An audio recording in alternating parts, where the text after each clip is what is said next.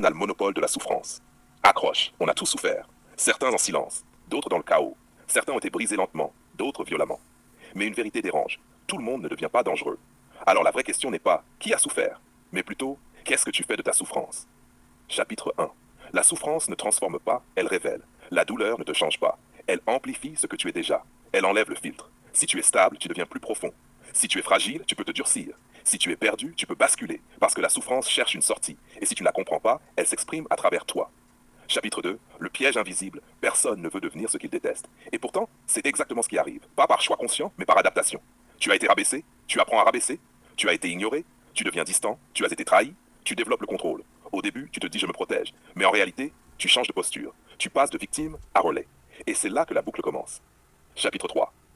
Personne n'a le monopole de la souffrance. C'est une phrase brutale, mais nécessaire, parce que beaucoup utilisent leur douleur comme un permis. Tu ne comprends pas ce que j'ai vécu, moi c'est différent, j'ai le droit. Non, ta douleur explique, mais elle ne justifie pas.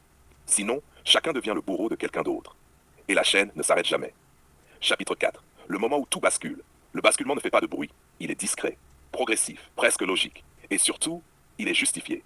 C'est là le piège. Signal 1. Tu justifies ce que tu condamnais. Avant, c'est abusé.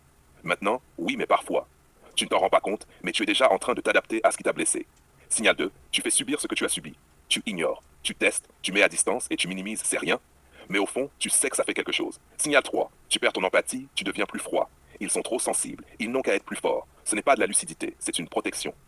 Signal 4. Tu contrôles tout. Tu anticipes. Tu gères l'image. Tu doses les émotions. Tu veux éviter de souffrir, mais en faisant ça, tu ne vis plus vraiment. Signal 5. Tu te racontes une histoire. Je protège mon énergie, je suis devenu plus fort, je suis juste lucide. Parfois c'est vrai, mais parfois c'est une version propre de quelque chose de dur. Le test qui ne ment pas. Une seule question. Si quelqu'un faisait exactement ce que je fais là, je le vivrais comment? Si la réponse est mal, alors tu es déjà en train de reproduire. Chapitre 6. La vérité que peu acceptent. Tu peux être quelqu'un de bien et quand même faire du mal. Sans le vouloir, sans le voir, mais avec un impact réel. Et c'est là que la responsabilité commence.